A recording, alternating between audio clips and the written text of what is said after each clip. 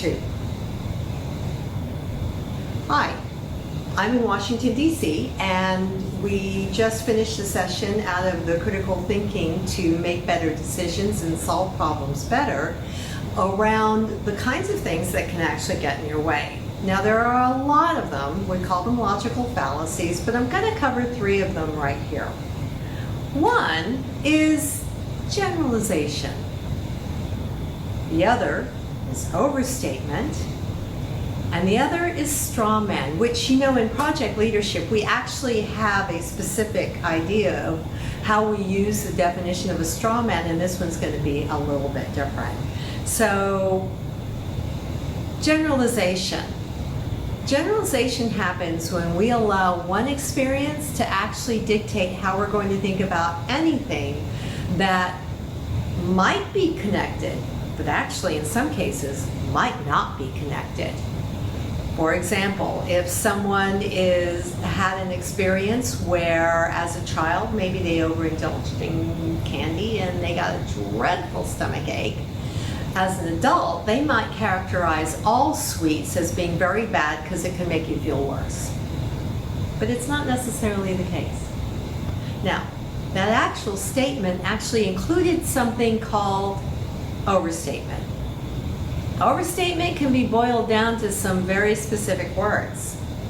Everybody, nobody, always, never. Now, my friends who are a great deal better at statistical analysis than I am tell me that statistically it's improbable that anything is always something or never something, and that there is no way that you can actually have everybody or nobody in a situation. The last one is straw man.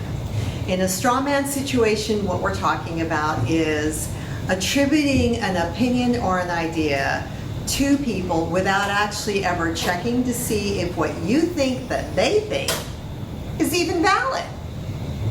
And sometimes it's not. No, it's okay. It's okay, Brandon. That's fine. Don't worry about it. My students come in and out during the lunch period, as I encourage them to do, particularly if they want to grab a discussion or take the material and work on it later. In critical thinking, this happens a lot. So we just saw Brandon do that. Now, an example of straw man is if someone wants to lend credibility to what they're saying. They might say, well, so-and-so said. And here's the thing. If I do that, if I want to lend credibility to what I'm saying by quoting someone else, but that someone else has either never actually said it or said something sort of like that sometime in the past, and I didn't validate that that's how they actually feel about it now, I've built a straw man. I am building something that creates an impression that actually can be pretty easily taken apart because it's not truly what's going on. Now, these logical fallacies are some of the most common, and so here's my challenge to you. How often can you spot these logical fallacies in conversation or discussion? See if you can spot them a little bit better now that we've got you thinking about it over the next week or so.